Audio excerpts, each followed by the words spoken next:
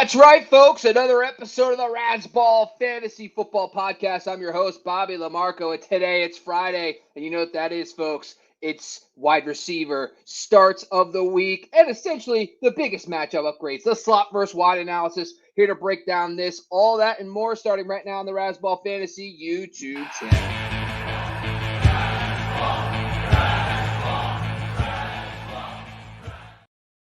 And it's Friday vibes, folks. And that's right. It's Ben Wasley all the way down from Australia joining us live on the Razzball Fantasy YouTube channel. What's going on, Ben? I'm feeling those Friday vibes, and it's a Saturday morning here. So feeling good, enjoying. It's a long weekend for us. We've got the King's birthday on Monday, so no work for me on Monday. So I actually get to watch football live for a change. So I'm looking forward to that. It's going to be a good one. The King's birthday. That gives us a blast. It feels like it's 1776 all over again, whatever it was, or 1890, whatever it was back when we moved over here. I can't remember off the top of my head. That makes me a bad American. That's all right. I'm sorry, folks. It's been a long work week. But today's show is the slot versus wide points per game allowed analysis. Sometimes I forget why we're even talking. We're just probably going to talk a lot of football today. That's basically what's happening. I'm a little flustered. I had some late injuries. I'm facing Ben Wasley in our league that we have together. Ben's been, Ben's just subtly just getting inside of my head pre-show. I'm a little flustered right now. He made a few comments about how many tight ends I have. Unfortunately, in this league, I'm dealing with some things right now. JT's out. By the way, the same JT who you just were like, hey, I'll give you Travis Etienne and some like 7th rounder or something. And now all of a sudden JT's out, ironically against you. It's like you knew, Ben. But heading into week 5, before we dive into some of the slot versus wide downgrades and upgrades for this week, talk to me, man. What's going on in fantasy? How you feeling about your team? Anything you're looking out for week 5? One of the biggest things I always talk about in the Streamers and Stashes article that you need to check out at football.razzball.com, I always talk about running back stashes and how you should be stashing the best running backs. And earlier on the season, I was all about Braylon Allen. I was all about Bucky Irving, but everyone knows about them now. So last week, I was talking all about how much you need guys like Trey Sermon because he's going to be running behind a really good O-line if something happens to Jonathan Taylor. And what do you know? Something happened to Jonathan Taylor because running backs always get injured. So you just have to be filling your bench with upside running back stashes. It's just the way you play fantasy football. I've got so much Braylon Allen and Bucky Irving, and now I've got a whole lot of Trey Sermon and Tank Bigsby as well. These are guys that win you your fantasy leagues because they're free, and then they turn up and all of a sudden they're excellent game match-winning starters. So that's how you play fantasy football. As a Jonathan Taylor owner, I'm facing against Ben, who has Trey Sermon, so we'll see how that goes. I'm hoping that's a trap for you. I hope the Jags matchup's bad and you just don't do well. The Jags defense has been absolutely fantastic all year. Yeah, it's not. Yeah, that's sarcasm, folks. So, all right, let's get into today's show. We're going to be breaking down some of the notable upgrades. So, on today's show, if you haven't been familiar with the slot versus wide tool, by the way, Jamie, if you haven't been familiar with Jamie, hey, I know this is this show. Jamie knows it's Friday afternoon. It's a slot versus wide. If you're new to the show, basically what we do here at Razzball.com is we tell you fantasy points allowed for wide receivers, but it's in the slot versus out wide. We have taken it a step further at Razzball. Instead of going to any site and just finding how many fantasy points the defense allows to wide receivers, we drill down to figure out where those points are actually coming from. And we also include where wide receivers are getting their fantasy points. So you can use those tools to really identify the best matchups each week. So if you go to Razzball.com, click on the fantasy data tab on the NFL side, you'll get introduced to all the tools that we have, the home versus away splits, the wins versus loss tool. It's a lot of fun over there at Razzball right now, so go check it out. But today's show, you could go to Razzball and see what the top matchups are. Today, we're really trying to figure out which players have the biggest upgrades. So we're basically evaluating weeks 1 through 4, comparing it to week 5, and figuring out which players have the biggest matchup upgrades based on their early season schedule. And the first one's going to be exciting. The top matchup upgrade for the week is the Jets, and that's Garrett Wilson and Mike Williams going up against the Minnesota Vikings. Obviously this game, we just saw what the Packers did in catch-up mode, in which we should say they did catch up.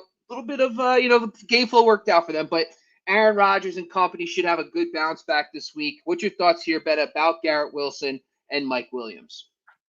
I mean, Garrett Wilson has been disappointing this season, but for me, you still got to start Garrett Wilson. This is a good matchup. This is an improved matchup. He's really struggled in tough matchups so far, and you have to feel like this is the first opportunity Aaron Rodgers has really had to get going.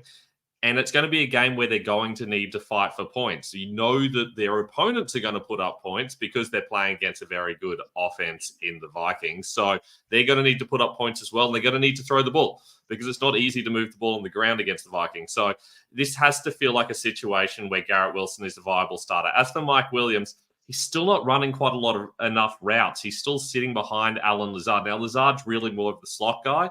And it's not a bad matchup for him either, honestly. But they're kind of taking snaps away from each other, and neither is truly playing as an every down wide receiver. So Wilson's the only guy that really starts that I really like here. Although Alan Lazard is a guy I mentioned as a really deep kind of desperation wide receiver start if you really need somebody.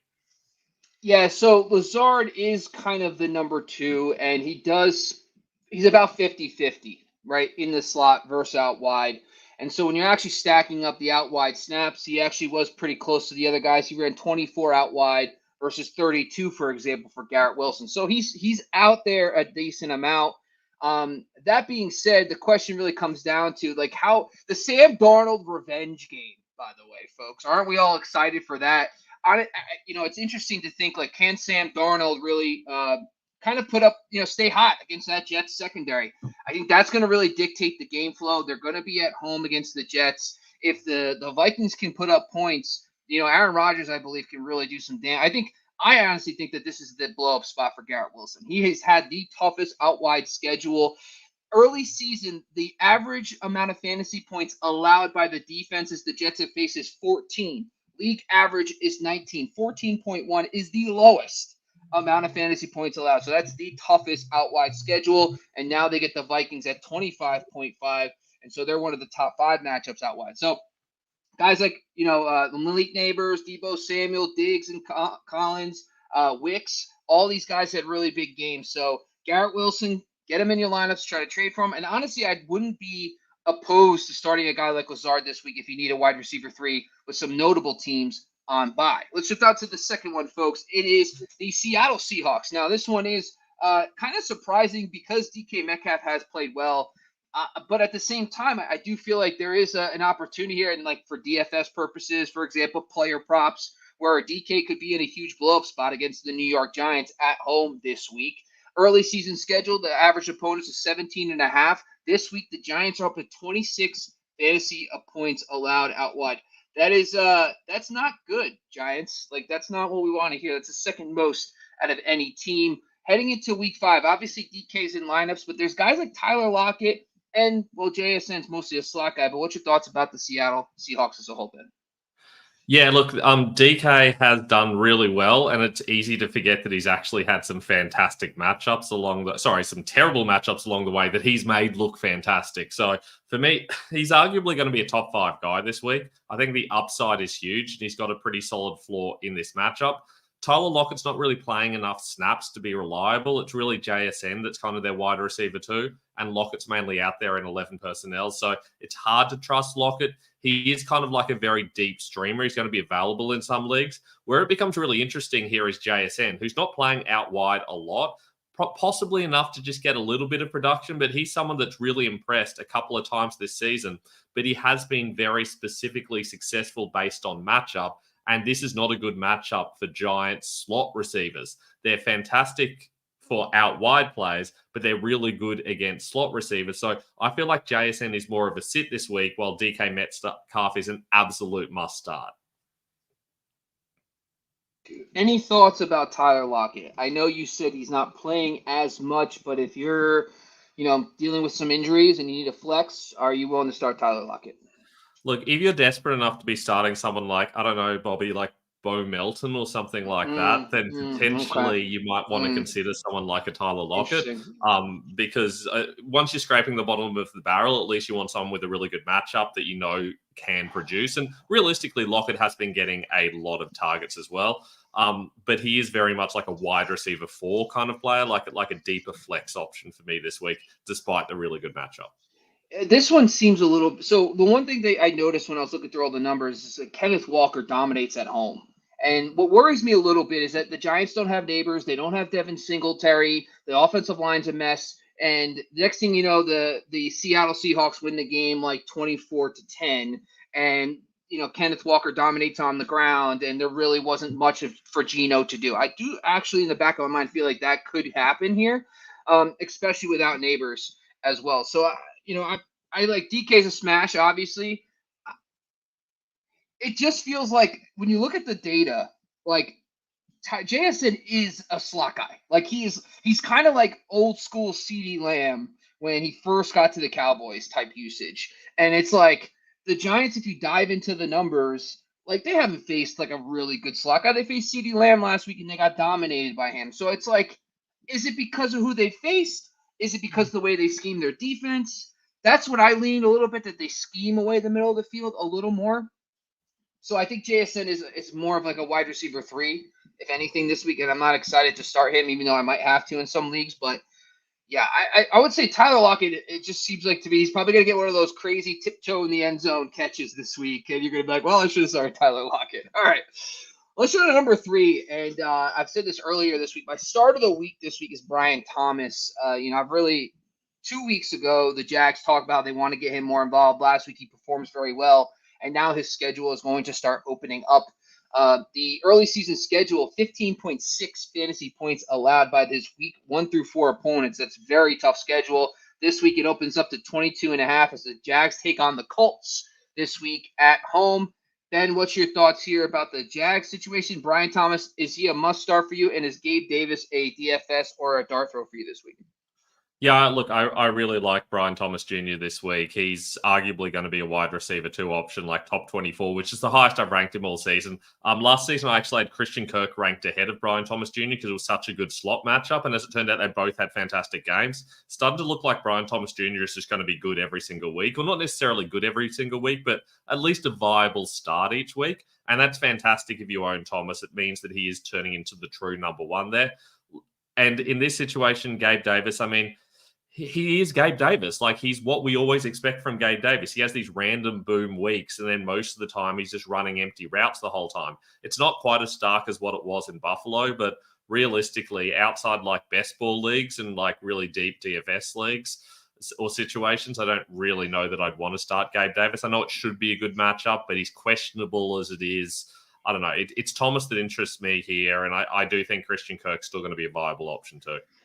So some of the around the fence stuff that I like here. Joe Flacco leading towards getting the start. That's fantastic. Jonathan Taylor out for the Colts means that they won't be probably able to run the ball as well as they usually do. And Flacco being on the field means they'll throw more.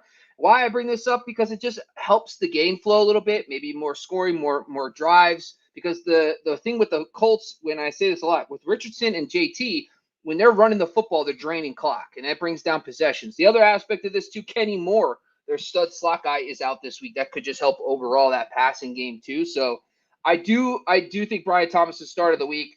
And honestly, I can tell you this, speaking for someone who's in a shit show situation, I'd rather start guys like Gabe Davis in a game where it can get a little bit pass happy and a good matchup than, I don't know, I don't even have a good name right now for a shitty name that might be better, but in a shitty, maybe JSN, but I'd probably still start JSN. But anyway, just when I say it out loud, it doesn't sound as good, Ben. So, you Jalen Waddle. I know you love Jalen Waddle.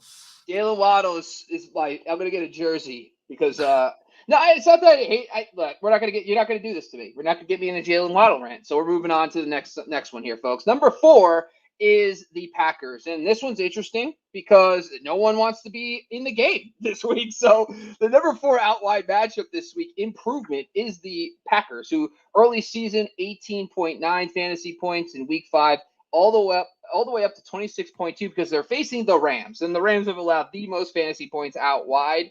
However, no Watson, no Dobbs. So what does this mean for the Packers? Does that mean Dontavian Wicks, is he now a solid wide receiver 2 for you, Ben? Is guys like Bo Melton and, God, who's the third receiver that I can't remember his name off the top of my head? Heath. Jaden Reed, obviously. Yeah, well, Reed, yeah, of course. But there's another guy, too, I think it's Heath you're talking about. Yeah, that got some tip of the cap from Matt LaFleur. What's your thoughts about the Packers wide receiver situation in a really good matchup this week? Yeah, look, for me, Dontavian Wicks is my start of the week, essentially. Even before I knew Romeo Dobbs was out, I was really excited about Wicks. The problem with Wicks and Christian Watson in general is they're essentially playing the same role. They basically have a single role for Wicks and Watson, and they split up the snaps. And Watson takes about 70% of the snaps, and Wicks takes about 30% of the snaps. And so ultimately, both of them get punished for doing the same thing. Once one of them's out, all of a sudden the other one's playing 100% role nearly, and especially with Romeo Dobbs out and them not being able to cycle as effectively, you're going to see a lot of snaps for Wicks in what is a very high value role. He's going to get a lot of red zone looks. He's going to get a lot of targets in general. We saw that happen last week as soon as Watson was out. For me, Wicks is going to be certainly in the borderline of a top 24 option. Jaden Reed's a fantastic start most weeks. This isn't as good a matchup for him, but with all these injuries, you have to start him. And I think Bo Melton becomes an option. The real question is how much is Melton? How much is Malik Heath? That's where the real question mark happens. I think you're getting into that kind of Gabe Davis territory of kind of hoping a little bit with those guys, but one of these guys could legitimately have a boom game, just like a Gabe Davis can have a boom game. And the question is, well, which one do you take? For me, probably neither of them. But if I had to take someone, it would be Melton. Thanks, Ben. Appreciate that. It was very nice of you to come circle back. Yeah, no, I appreciate it. Here's the other aspect of this too. When you look at the guys that kind of beat them, Jamison Williams, Marvin Harrison, DJ Moore. I mean, even Juwan Jennings was about 50-50 slot versus wide because they had the injuries for the 49ers. But, like, none of those guys – like, so Wicks, one of the things that I noticed too is his average – like his yards per target is very low. He's more of like that – doesn't necessarily have that vertical element to his game. That's guys like Bo Melton. So when you think of Williams and Harrison and these guys, they are more of the vertical high A dot guys that we've seen over the last few weeks. So – I listen, Wicks is in. I think if you picked him up from waivers, you put him in. I think Jordan Love is that good and the Rams defense is that bad. So I think those are the kind of situations where don't overthink it. If you really are, struggling because you had Jamison Williams or Amon-Ra St. Brown, or you got other guys on bye and need to scoop him up, put him in your lineups. The matchup makes sense. And Jordan Love, by the way, proved last week against the Vikings that he will capitalize on a good matchup for himself. By the way, the Vikings are not even a good matchup. He just dominated them in the second half. So I'm riding with Jordan Love. I'm going to take a shot. Like Bo Melton, for example, is someone where I got to a situation where things have gotten pretty dark for me over the last couple of days in the sense of sitting Darnell Mooney on Thursday night did not help. And then on top of that, some injuries on Friday really hurt my squad. But I'd rather have some fun with some Bo Melton. At least I'm swinging for the fences. All right, let's get into some comments here before we dive into number 5. Jamie, we got Ben Curley, number 4 QB ranker, number 9 wide receivers. Yeah, you should be impressed. Ben Wasley knows what he's doing when it comes to these projections. The guy is an absolute wizard. That's why I just said, hey, Ben, why don't you come right at Razzball? I heard it's fun. You want to have a good time? You want to just have a couple laughs? Come to Razzball. And then deep down, I was just thinking, please say yes because I know you're really good at ranking players. So good thing he said yes. Proud of you, Ben. Keep up the good work. Ben, any comments? Anywhere people could find these rankings of yours? I mean, you could go to ffdfantasyfootball.com and you got to find my rankings every week. Honestly, this season would be going really well if I could just rank tight ends. I think I'm ranked like 160th on tight end accuracy. I have no idea what's going on. So every other position is going perfectly. I cannot get tight ends right. It's been the worst tight end set. There is a bird hanging upside down from my ceiling outside. Sorry, I just got really distracted. Okay. All right. But yeah, that's my feeling about tight ends. Like, I feel like a bird hanging upside down. Everything's wrong. It's not working for me. But yeah, look, it's been a great season. Really enjoying it. Hoping to get back in the top 10 this week overall. But look, thank you, Jamie. Much appreciated for you noticing. It's very kind of you. Yeah, I didn't. I was like, I don't even care. I thought Ben could have told me he's first. I would have believed him. You know what I mean? That's how good he is. So it's all good there. All right. JV's throwing out Wilson and Brian Thomas, both top 10 wide receivers this week. Don't hate it. Jamie also talked about Gabe Davis over Gesicki and Hunter Henry. Now, Jamie, I do want to say this. Gesicki it's tight end premium. That's another important caveat here. However, Gesicki's got the Baltimore Ravens, very good matchup for tight ends. And Hunter Henry, by the way, if you go check out our home versus a road split tool, Hunter Henry's a different player at home. It's like he's 8 points better at home. It makes no sense. He's got a home game against the Miami Dolphins this week. So just something, food for thought, as Scott Fishbowl is tight end premium. there as well. We got Epic Fail. What's up? Bo Melton is, I think he meant sneaky, but Nikki. But I like it because Matt did his sneaky plays this week. So Matt is the traditional thing is honorable mentions. Matt got a little weird and said sneaky starts, but you know what? That's more of a Matt vibe. I like it. That's why I was good with it. That's why I proved that message. All right, number 5, the Indianapolis Colts. Same game, Jags Colts. The one theme of this game is that you probably should start pass catchers in it, especially now that Joe Flacco is going to be starting. Well, not 100% yet, pending Joe Flacco. But honestly, Joe Flacco is a starting quarterback in the NFL. The dude can sling it. The fact that he's not a starter in the NFL makes no sense. I don't understand it. He just continues to win games and play well when he gets the chance. But sure, let's just never play him anywhere. Michael Pittman, Alex Pierce are obviously the biggest two beneficiaries. Josh Downs returns, and he actually played very well last week. Early season, 18.7 is the average opponent's fantasy points out wide. This week, it's 25.9 as they face that Jags secondary. What's your thoughts about Pittman and gang? Are you starting all these guys this week? I mean, look, if Flacco is starting, then I am very high on Pittman. We saw he was very effective last week, although realistically, even when Richardson was in last week, he was already targeting Pittman before the injury anyway. So I do feel like that is a conscious effort they're making to try to get Michael Pittman going. And this is a good matchup for him. So I do expect that we will see Pittman improving. He was someone I was very high on entering the season. I've been very disappointed with how he's gone, but the talent is still there. He's still the very clear number one. It can't be Alec Pierce getting all these fluke completions and stuff like that we saw in the first couple of weeks. Pittman is really the true number one guy. Pierce is someone that realistically shouldn't be on most rosters, but if you've got him and you're desperate, he goes into that Gabe Davis category for me of someone that you'd have to be really desperate, but you'd have to be extra desperate for Alec Pierce now that Josh Downs is back.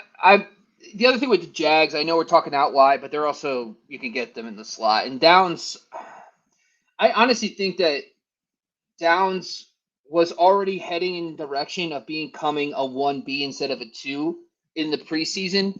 All the camp reports, I think this kid's legit. Then he got hurt. But now I think, with Flacco, especially in this matchup, I understand we're talking out wide. I honestly think Downs is a fantastic start. I think he's a top 24-ish wide receiver this week if you can get him in your lineups. I love it. Alex Pierce is like, he's a best ball guy. Really is. Like, if he catches a long one, he's never probably going to get, with Downs back, he's probably not going to get you 8-9 targets. But Flacco could sling it, folks. And so it just takes one. So listen, if you're in a hole, like some people, and you need like an upside swing, Pierce is not, like, perfect example, Gabe Davis. You need those swings and try to beat a better team. If you're projected to lose, don't hate it. All right, let's talk about the downgrades because, listen, we're negative. We got to take a trip to negative time. Everything can't be positive, folks. Kids, sometimes bad matchups happen. We're here to talk about it. So here are some of the notable matchup downgrades for Week 5 that we want to bring to your attention. The first one is the Texans versus the Bills. Now, the good news for the Texans is that the Bills are dealing with some injuries. The other thing about this, too, is that the Texans are really good at home, especially C.J. Stroud. The Bills have shut down Marvin Harrison, Tyreek Hill, and Jalen Waddle, Brian Thomas, Zay Flowers. It is not good. So the question here is, I know no one's sitting Nico, but Nico is probably someone you should fade in DFS. And Tank Dell, on the other hand, is someone that a lot of people have drafted in the 5th, 6th round, and he's been in and out of the lineup. Are you fading these guys this week? I mean, Nico Collins is becoming matchup proof. I feel like he's like a Justin Jefferson where you start him every week. I'm not saying he is Justin Jefferson, but we're ranking him like that because his upside is so high because of the way they're using Tank Dell as little more than a wide receiver 3 who's out there with 11 personnel. All of a sudden, Collins becomes this clear number one guy. I think Stephon Diggs is a really interesting one here. He's had a couple of good weeks when he's had good matchups. This is not the greatest matchup, but at least with no Teron Johnson, they've at least got a chance. So I feel like Diggs is someone that I'm still going to end up ranking as like a wide receiver too. But Dell is someone that I don't even particularly want on my roster, honestly. If I was in a shallower league, I'm probably dropping him. He's not getting used. It's the other two guys are the clear top 2 options. I don't know why they're not using him because Tank Dell has so much talent, but I guess they just have so many weapons at the moment that Dell can just slide into that occasional role, and that's not great for fantasy. And I don't want to, but it's important. We're in the moment right now. When we were talking about this offseason, it is very hard for any team to support three really good receivers for fantasy football. It just doesn't happen often. There's always some sacrifice. Either one player falls off completely or all three guys cancel each other out. What we're seeing here is Nico's becoming the clear number one, and Tank Dell is now falling backwards because there really is never – just do yourselves a favor. Look at the history of like the Bengals, the Cowboys, the Falcons, when they had these two really good receivers and they added a third guy. Even the Jags last year with Calvin Ridley doesn't really work out well for fantasy football. So honestly, Nico's a stud. At this point, just watching him out there is fantastic. Dell, I'm gonna take a wait and see approach. This is a perfect example. Diggs, on the other hand, the one thing that's notable about the Bills, they are a slot funnel defense. 49% of their fantasy points are to the slot. So I'm actually okay with Diggs. I think Diggs, and by the way, this is a revenge game for Diggs. He's going up against Buffalo. He's going to be motivated. I know they're not going to force him targets, but do you think they're going to let him get shut down? By the way, Tyron Johnson, the slot guy, is coming back from injury. He's been banged up. Tyler Rapp, their safety, is going to be out this week. They're missing some guys up front. The Bills are not at full strength on defense. So I cannot fade Diggs. I actually want Diggs in my lineup if I can, especially with the matchup as well. All right. So, because just a sidebar, too, if they could slow down Collins anyway using the perimeter corners, even if he's not Nico and he's like, what, 6 for 90 or something, that's going to offer more opportunities for Diggs. But I digress. Anyway, the next one is the Vikings versus the Jets. Obviously, Justin Jefferson auto start, but Jordan Addison might be someone we have to fade this week, even after some really good performances. Guys like Samuel, Ridley, Sutton all did play well against the Jets, surprisingly. But I think Jefferson's probably the one guy that's going to take advantage of the matchup when he can. What's your thoughts here about guys like Jordan Addison? I mean, start Justin Jefferson, sit Jordan Addison for me. We haven't really seen. I mean, Addison was nearly playing full snaps coming back from injury. He was pretty darn close. This week he should be healthier. He looked good, but it was really just a couple of big plays. And I feel like that's a little bit fluky, and you can't trust that in this matchup. So I'm sitting Addison if I have the choice. Having said that, I'd still start him ahead of those real question marks like your Gabe Davis, Alec Pierce, those sort of guys. He's not in that category. He's still a solid option. He's just more of like a low wide receiver 3, wide receiver 4 kind of play for me. And just a reminder, Sauce Gardner is not a shadow corner. He plays over 70% of his snaps on one side of the field. He's not going to shadow Justin Jefferson. So Jefferson's going to get plenty of looks, but DJ Reed's pretty good on the other side. So that's not necessarily a downgrade per se, but Justin Jefferson's going to be moved all over the formation. Don't even worry about it. I'm not stressed about him at all. All right. The next one is the Saints at the Chiefs. The Chiefs have been really good at shutting down perimeter wide receivers, including Jamar Chase. However, Drake London and Darnell Mooney had a pretty solid day against them. But what's your thoughts about Olave and Rashid Shaheed on the road against the Chiefs? I mean, Olave's had a really weird one where he has actually managed to produce against pretty good defenses. He did well against Atlanta, managed to get 10 targets, which is solid, but it's been a lot of big play production and it's worked the last 3 weeks, but that's not a really consistent way of going about it. Having said that, you'd have to feel in this matchup that they're going to have to score points. The Chiefs' defense is very solid. The Saints' defense is pretty solid, but they're underdogs for a reason. And you feel like if they get into a position where they're chasing the game, you might see some Olave. Shaheed, to me, still feels a little bit fluky. A lot of his plays have been like really big, deep plays that have gotten him big yardage. He's not most weeks getting those big target numbers, and that makes him a little bit scary to start. But the upside is still in general there. For me, most weeks he's going to be in that sort of high wide receiver 3 area. This week, I guess, because there's so many buys, he kind of ends up in a similar area, but I don't trust him as much. And I'm really only starting him if I don't have any good, reliable options I can use instead. The other thing that really worries me about the game for the Saints is that the Saints defense is really good and the Chiefs are just so banged up. I mean, Mahomes is great, but we saw last year what happened with Mahomes when he didn't have all the talent around him, when people like uncertainty at the receiver position. And we saw a little bit last week. Like the Chiefs are not the Chiefs. They don't have really explosive, consistent players right now. Travis Kelce has not been that guy. No Rashid Rice. Hollywood Brown's not there either. So like no Isaiah Pacheco. And so they're just, the offense isn't as explosive. So now on top of all that, you have you're not going to have necessarily the high scoring of the Chiefs, and you have a good Saints defense and a good Chiefs defense. It's like, I don't know. I think I might go for all the guys we talked about, like the Wicks and those guys versus maybe a Shaheed this week. If you had Shaheed on your roster, I might pivot there. I might even go Wicks over Olave this week if I had to. So because I'd much rather attack the matchup that is a lot better than this one. All right. Last one I want to bring up, Cardinals at the 49ers. The Cardinals this week, Marvin Harrison and also Michael Wilson have a really tough matchup against the 49ers defense that shut down Garrett Wilson. But the bigger names like Justin Jefferson have beaten this 49ers secondary. Even Tutu Atwell had double-digit fantasy points. So my question for you, Ben, is Marvin Harrison an auto start for you? Are you looking at any other Cardinals receiver? No, not this week. Some weeks Michael Wilson's kind of interesting. Greg Dortch has had some good slot matchups at times, but realistically, it's Marvin, no one else. I don't trust any of the other guys. Harrison even is a little bit hard to trust because he's a little bit big play dependent, but he's got so much talent. He is their number one guy that I'm willing to use him. I also think Trey McBride potentially being back is going to hurt the other wide receivers as well. All of a sudden, a lot of their targets will go elsewhere. So I'll start Harrison. I'm not touching the others with a 10-foot pole. Yeah. ADOT, 15.6 this season for Marvin Harrison. So he is a big vertical threat on the outside. All right, before we move on and close out the show here, folks, Ben, I know we've covered a lot of players. Some of them were in your article. Is there any other starts and notable sits or streamers you want to cover before we close out the show?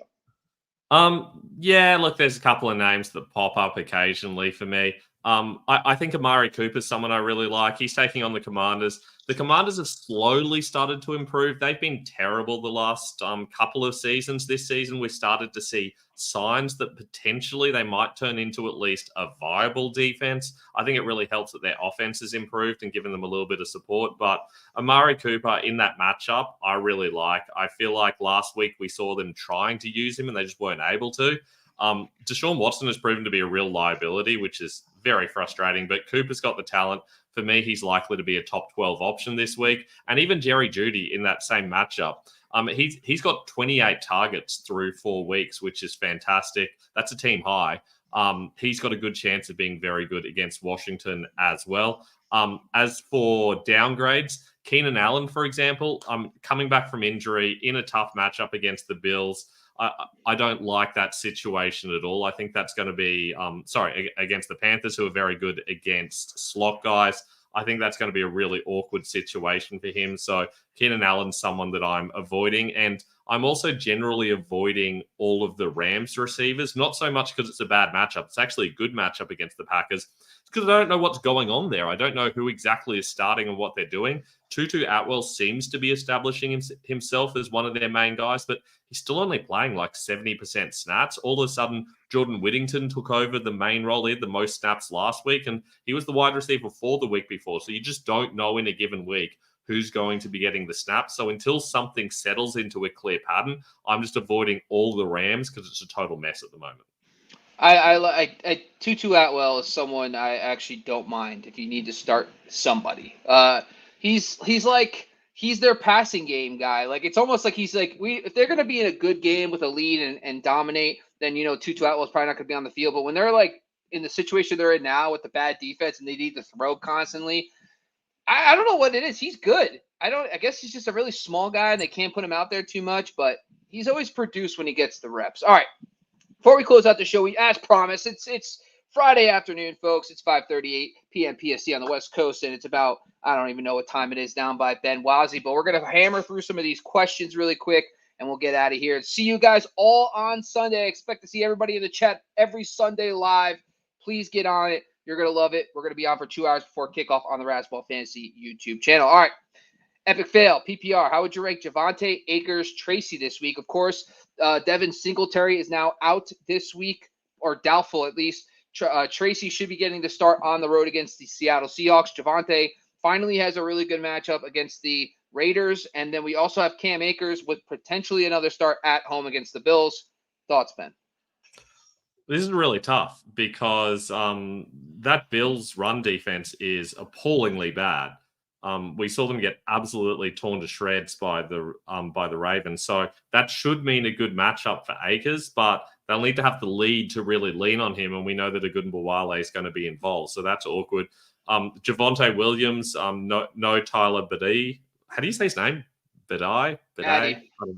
No, well, it's not said like that. That's the weird thing. It's said really strangely. But anyway, no Tyler this week. Tyler B this week will actually help Javonte Williams. I do think that this is a good matchup. They could actually be ahead against the Raiders, which is kind of crazy to say. And Tyrone Tracy, I just can't really trust what's going to happen there. So for me, it's actually going to be Akers, but it is a little bit risky. I just think that Bills' run defense is one I want to target. I'm going to say Javonte. I think it's like if he can't do it against the Raiders, what are we talking about? At home against the Raiders, just get it done, Javonte. It's time. And by the way, I like Akers too this week. I do think you made a good point. I mean, you look what Derrick Henry did to that Bills. I mean, Derrick Henry's a bad example because Derrick Henry's an absolute savage. But at the same time, how you beat the Bills is on the ground. So Cam Akers is good. I just don't know what's going on there. I feels like his position is always one little thing wrong. He's going to be set for Derrick Ogunbowale. Like, it's just very fickle. But he has the talent to, go 20 for 100. But it just doesn't seem like that's really what's going on. All right, epic fail. Epic fail, by the way. Yes, I have done my kicker research, and the Commanders kicker is my kicker K1 of the week. So Austin Seibert, if you can get your hands on him, I love him. Fantastic. I got him in every one of my leagues. He's my K1. If you want to see more, come join us on Sunday Live. I'll have a couple additional names for you as well. Also, which defense would you rather have? Hold Bears or Vikings DST? Bears would. Sorry. Yeah, look, this week, Bears, you said hold, which scares me because it suggests to me you're planning on putting a DST on your bench. Don't put DSTs on your bench. Just drop them. You don't need 2 DSTs at a time. Just pick one up every week. There will always be a DST on waivers every single time. If it's not like week 15, 16, or 17, you don't need a DST on your bench. But for this week, it's got to be the Bears. Yeah, I actually think the Jets are going to play well against the Vikings this week. So I'm going to go Bears as well. All right, Ramondre or Sermon, and would you start Noah Gray? Let's start with the first one. Ramondre Stevenson, the Patriots are playing against the Miami Dolphins, and then Trey Sermon's getting his spot start against the Jags. What's your thoughts here? It's going to sound a little bit crazy, but I just really like Trey Sermon. I was big on Trey Sermon in the off season. He was one of the stashes that I have in a lot of leagues. I'm going to go Trey Sermon. That Colts O-line is actually pretty good for running. We've seen him be very good in the past when he's had opportunities. Last season in Week 15 against the Steelers, he had like 88 yards on 17 carries or something along those lines against the Steelers, and that's not a bad run defense. When he gets the opportunity, he produces. He's a lot better than he was in his first year where he really struggled for the 49ers. I'm going to go with Sermon. And would I start Noah Gray? No. Yeah, he's not getting the routes. He only had 11 routes last week, so I'm not overly concerned about Gray. The Stevenson-Sermon thing, like, it reminds me a little bit, the Stevenson situation reminds me a little bit of what happened last week with Swift. Roschon Johnson's coming, folks. And earlier this week, they said Antonio Gibson would have a chance to start. They wouldn't hesitate. And I feel like it's to light a fire under Stevenson's the Tookish, if you will, to get him going. So how you beat the Jags is through the air. I'm going to go Sermon as well. It is what it is. I know. Not happy about it, but it is what it is. Carter, Shakira is out. Do I start Keon Coleman over Hunt or JSN? So, of course, Keon Coleman is going to be on the road against the Texans. And then Kareem Hunt will be home against the Saints. And then you also have JSN at home versus the Giants. What's your thoughts here, Ben? I mean, we've talked a lot about how it's a bad matchup and situation for JSN, but I can't trust Keon Coleman. He's not playing. He's not running enough routes. I mean, Shakir being out really only affects Curtis Samuel, who would come in to that situation. So Coleman is still rotating with the Marquez Valdez-Scantling and Mac Hollins on the outside. They're not putting him out there for for a lot of the routes anymore. That really hurts him. So he's not an option for me at all. He's a good bench stash. There is plenty of upside and plenty of talent, but I'm not willing to start him yet. So for me, it's JSN over Hunt, assuming it's PPR. Yeah, I actually like Curtis Samuel this week as a streamer. If you need to play a wide receiver 3 Houston is a slot funnel defense. They do get beat up in the slot, and I think that's a good matchup for him. Listen, Hunt, I don't know what to think of this whole running back situation for the Chiefs. It's like clearly Steele did not keep his job. Hunt took over, but then CEH is potentially coming back, and who knows what they're going to do this week. So I think JSN is probably just keep it safe, keep it simple, Carter, and go JSN right there as well. Noah Gray, is he playable? We kind of talked about this to Smitty on Monday night. Honestly, I'd rather play Juwan Johnson than Noah Gray myself if I had the option. Have you hit the like button? If not, please support the show. By the way, thank you, Jamie. Appreciate you guys. And by the way, Jamie's on Go for Two. If you like our show and you want to see additional content, go for Two. It's a great show over there as well. Tyreek Hill or Tutu Atwell. So Sarman, man, this is fun. Obviously Tyreek has got the Patriots and the whole situation at quarterback. Tutu Atwell's got a plus matchup with Matthew Stafford. What's your thoughts here, Ben? Can you imagine if someone asked this question a month ago? We would have thought that it was just the most insane thing to say ever, but it's legitimately a viable question. For me, it's still Tyreek Hill. He's Tyreek Hill. They're scheming him up to get him involved. It's not been overly effective, but he had 4 carries last week. They're going to find ways to use him. It's not like Waddle where he just kind of disappears. They will find ways to get Tyreek Hill involved. Tutu Atwell, he's always risky. I don't trust it enough, despite the matchup. It's Hill for me. God, I like to have fun. I want a little fun to start Tutu Atwell this week if I can at home. And Dolphins are on the road. Gets in New England. Not fun. I just was curious because I wanted to see how Tyreek did. Obviously, it doesn't really count because it was with Tua, but last year he went 8 for 112 and 1, and then 5 for 40. 5 for 40 and 1 on the road last year against New England. And then the year prior, he went, let's see. Sorry, I'm just curious how he does on the road against New England, 4 for 55. It's not great. I'm going Tutu Atwell. Let's have some fun. Let's do it. Let's get weird. George Play 01. Should I trade Mason for Kyron, Bijan, or a chain? Non-PPR. My other RBs are Barkley and Gibbs. Well, the pending CMC stuff is interesting. Getting long-term security for guys like Kyron, Bijan, a chain makes some sense. I would be curious, George, Curious George. That's pretty funny. I didn't mean to do that. The question, you know what Curious George is, Ben? Yeah, of course. Oh, okay, cool. I didn't know. I don't know what's going on down there. I never know. We never know what you're doing down there. So that's fair. It's the same. It's just upside down, basically. Yeah. Everything. What's your thought? I mean, I would wonder if one of these guys has CMC, because I feel like the CMC owner's got to be just furious right now about this. He's got to be like, I would wonder what the CMC owner would give. But honestly, I think all 3 of these guys make sense. But Mason's white hot. That San Francisco run game is elite. What's your thoughts here, Ben? I think, look, firstly, great to see people are still playing non-PPR. That really takes me back. It's great to see. I still really like non-PPR. I think it's underrated. But anyway, in this situation here, it is really awkward because realistically, Jordan Mason's going to give you fantastic production, way better than any of those other guys for the next month or 2 maybe. But CMC will likely be back at some stage. And he likely won't be CMC. He'll play like CMC. He's just not going to be used like CMC. There's going to be some sort of weird committee situation. So you're still going to get a little bit out of Jordan Mason. But realistically, your goal should be to win your league, which means you should want the best team by week 15, 16, and 17. Now, you need to make the playoffs first, and that's really important. Having Mason to help you win the playoffs is valuable. If you think without him, you've got no chance of making the playoffs, then absolutely hold on to him. But your team seems like it's pretty strong if you've got Barkley and Gibbs. So for me personally, I would trade him away for Kyren Williams. I think by week 15, 16, 17, the Rams offense is going to be back to being fantastic and Kyren Williams is going to be the main guy there. Jordan Mason will be getting some touches with CMC. You want to win your league, so I'm going to go with Kyren. I would say the same thing, but without the cool accent.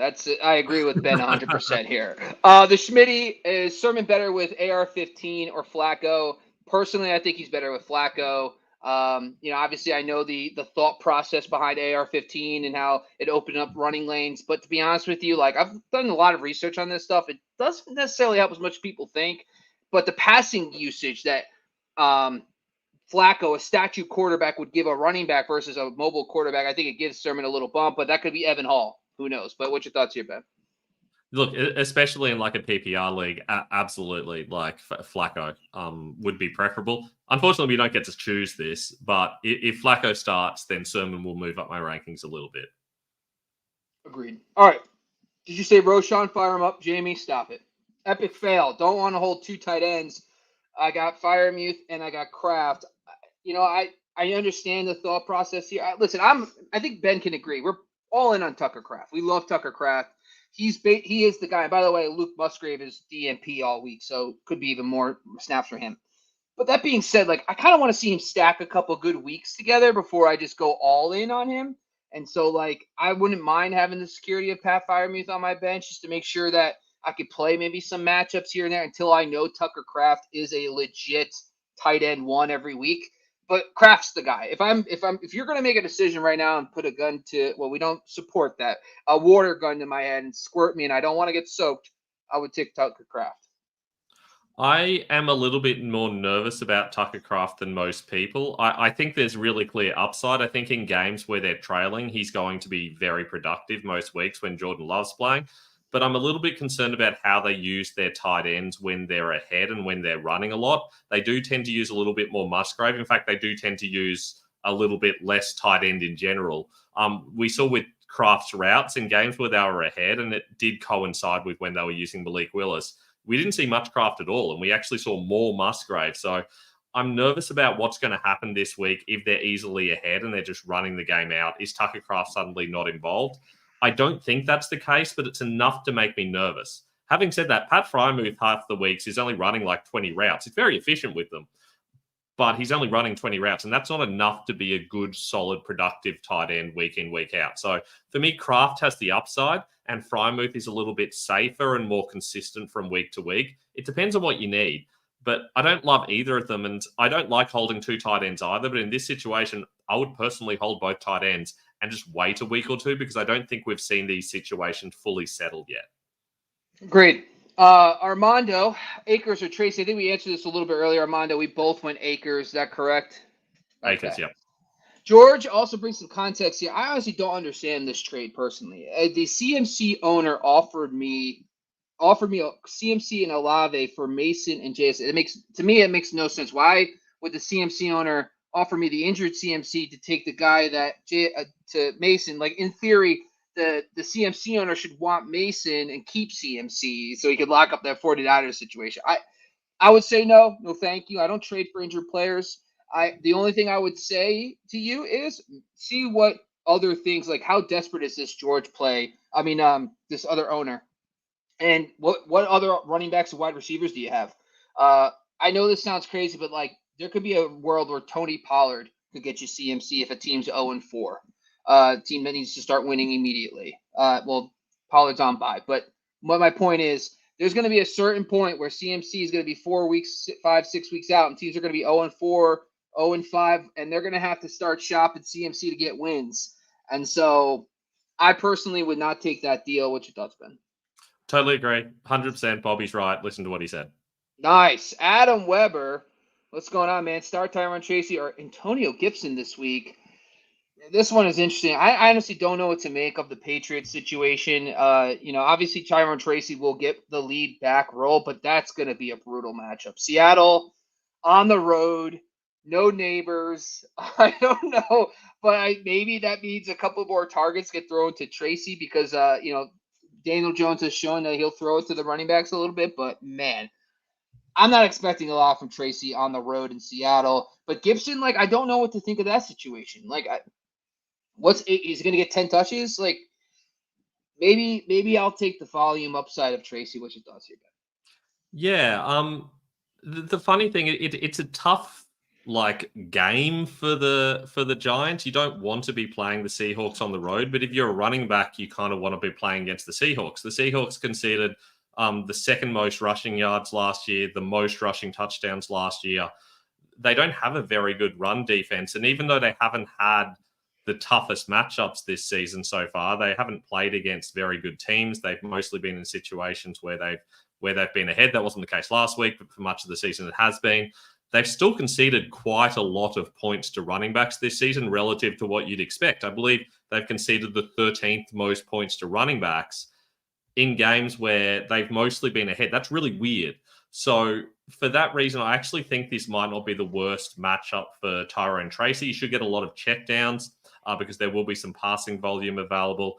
And I don't trust the Antonio Gibson situation at all. So I think Tracy is a legitimate, viable start. I'd start him over all of these like committee style backs that we're talking about. I know we compared him before to guys like Javonte Williams and Cam Akers. I think they're more like clearer number one options, but Gibson's the second guy in a committee. So he doesn't belong in the same category as Tracy for me. Breaking news, it looks like Patriots Ramondre Stevenson will not be starting in week 5. I don't know that I trust that.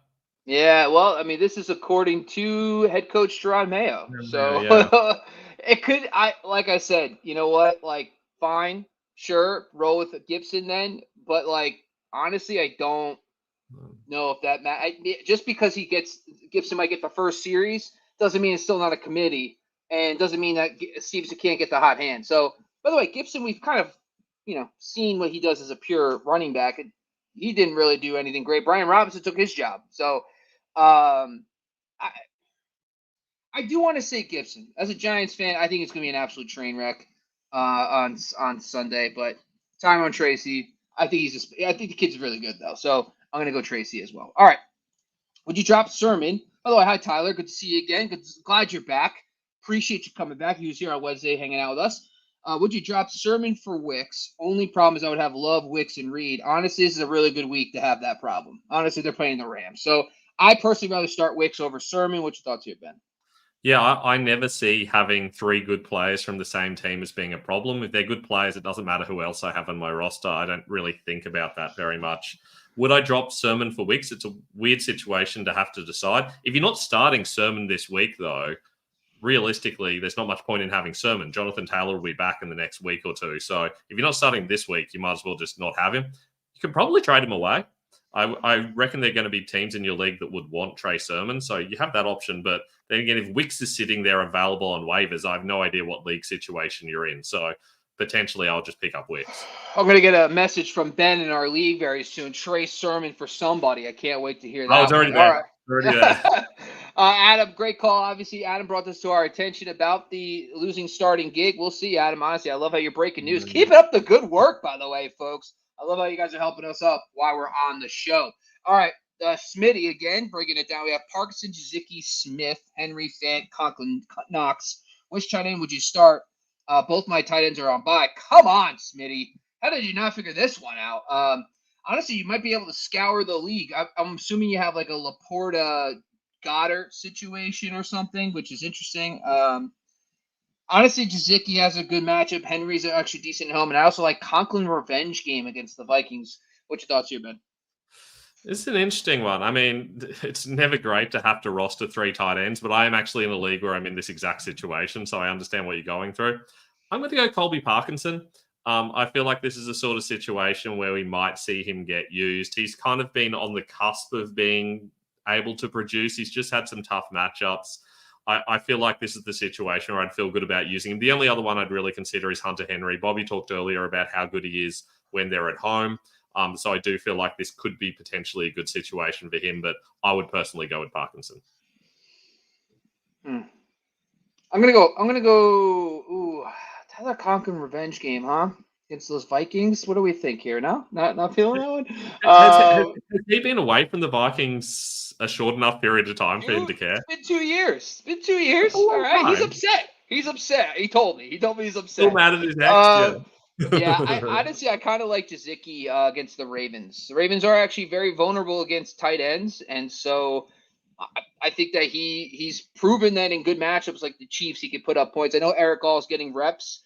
Eric Gall is getting targets, but he's not necessarily leading the team in routes or anything. It's still Jazicki getting the routes. So I'm going to go Mike Jazicki. On that topic, Eric Gall gets used more when they're winning.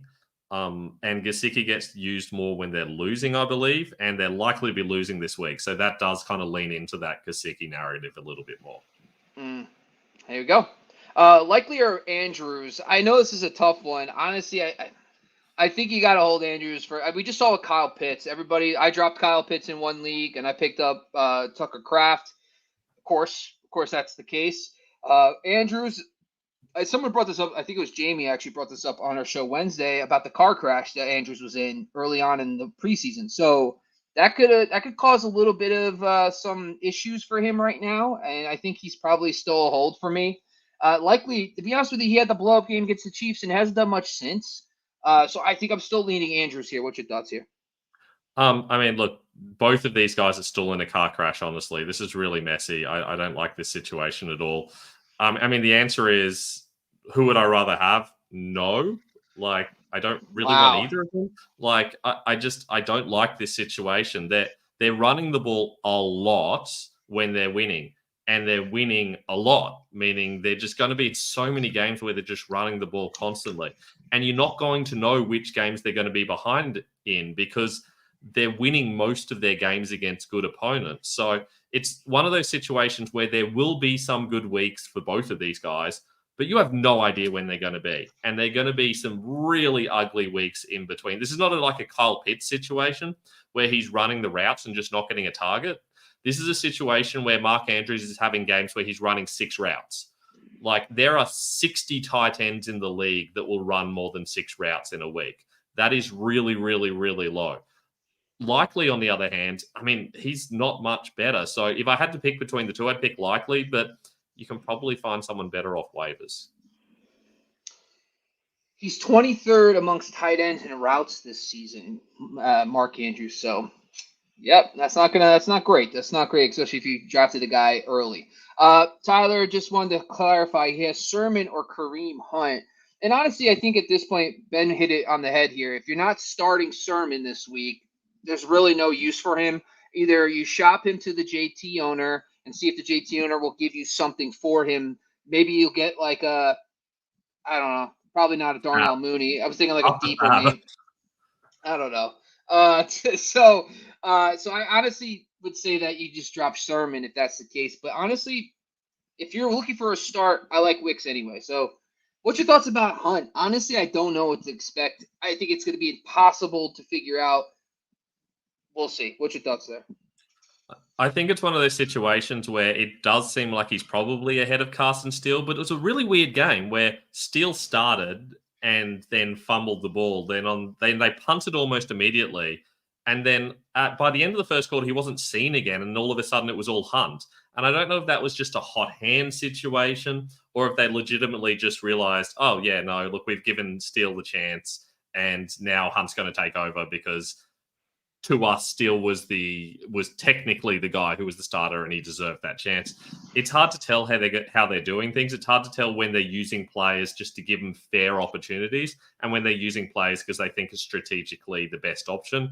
In this situation, I feel like they're probably going to see Hunt as the early down guy, and I expect that Clyde Edwards-Helaire will mix in somewhere within the next week or two as well.